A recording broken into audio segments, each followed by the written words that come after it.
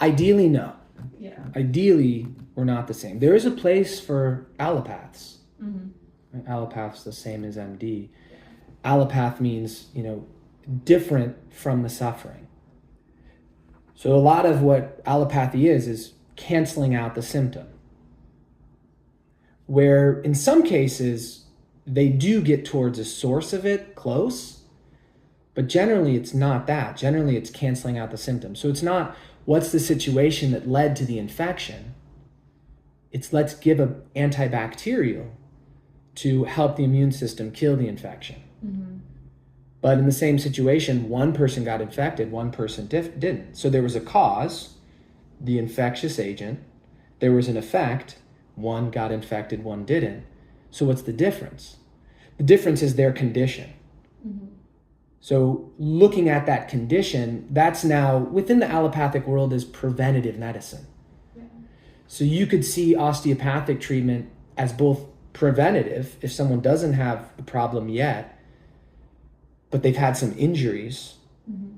then if we treat those injuries, then they won't grow out into symptoms mm-hmm. because structure and function are related. So if the structure gets deranged, then eventually there's going to be some consequence of that.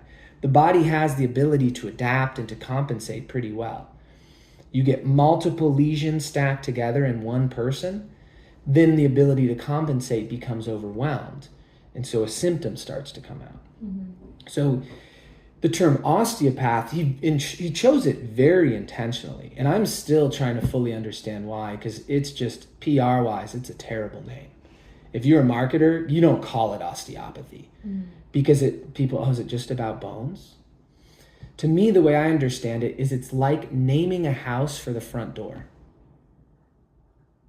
How do you enter into this knowledge?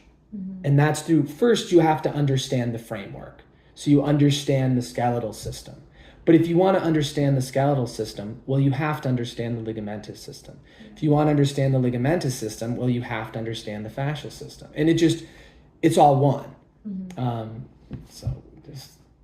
I don't think the name is solely why osteopaths haven't grown as much. It's because they threatened MDs. Yeah. We have grown tremendously, but in public awareness, and especially for this particular osteopathic reality and treatment. So a lot of what you'll start doing is passively listening. So your attention can be active. I'm going to go look for that information. There's something I'm looking for and I know what it is. But what if you don't know what it is? Mm-hmm. Someone comes in and they have an injury and they tell you what happened, but maybe they had other injuries. Maybe the way they responded is different than what you've experienced before. So if you're looking for something you already know actively, you're going to miss it because you're not open to other possibility. So then there's this passive receptivity where you're actively you're trying to draw in information. So that's afferent.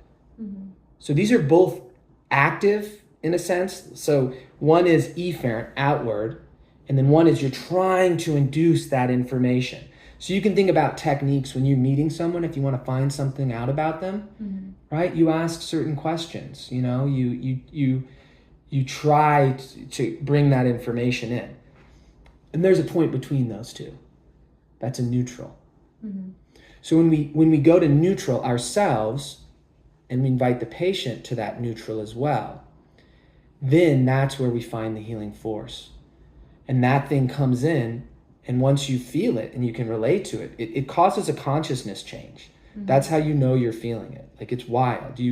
Your mind just feels different. Like the friction of time is lifted.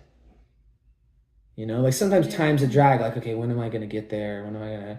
But when you're there and there's just flow and openness, and then the treatment becomes very intuitive because there's a connection with something, with some sort of, it's like in that still perception and the connection with this healing force, which is an intuitive process, like learning to ride a bike and balance on it.